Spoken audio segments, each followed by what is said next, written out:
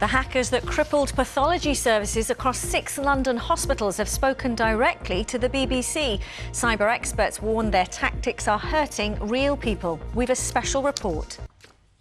They call themselves Chilin, a Russian-speaking cyber gang claiming responsibility for one of the most devastating cyber attacks the NHS has ever seen. Last year, their ransomware crippled pathology services across 6 London hospitals, cancelling cancer operations, delaying blood tests and leaking sensitive patient data online.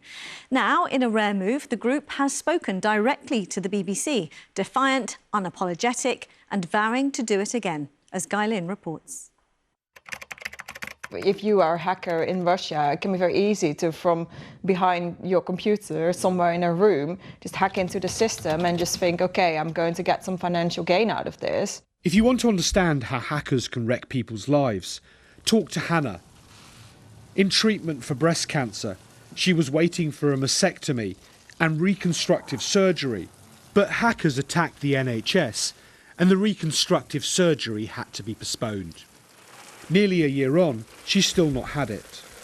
The cancer part of my life, I can't, as much as you can ever have closure of that, but I can't have the kind of closure that I expected to have by this time.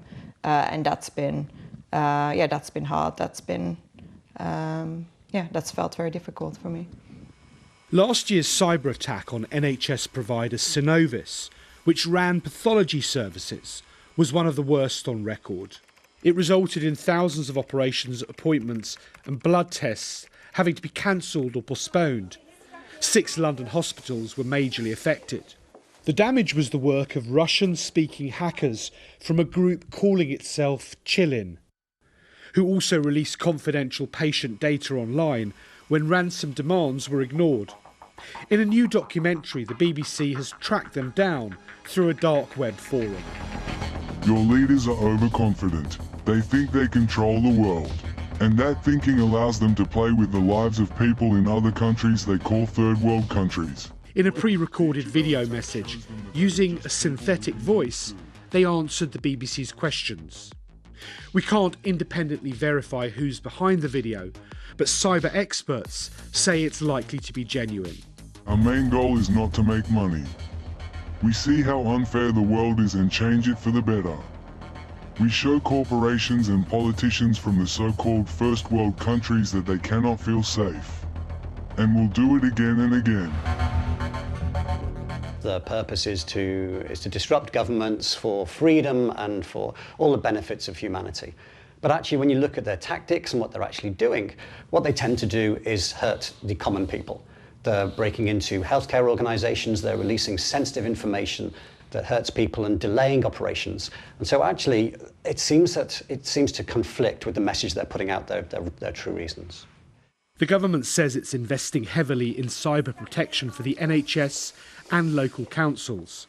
Synovis said it acted quickly after the attack last year and had all services back to normal by the end of 2024. In recent weeks, companies including Marks & Spencer and the Co-op have also faced cyber attacks. Groups like Chilin say they're making a point to the West. For Hannah and thousands like her, it's not power they're disrupting, it's people. They hack an organisation for money because they don't think about the kind of personal tragedies or traumas that result from it. And I think that is, the main thing that I would want to kind of bring across to them. Guy Lynn, BBC London. And for more on how cyber attacks are putting our public services at risk, you can find a documentary called Cyber Siege: From Russia to Redcar, available now on BBC iPlayer.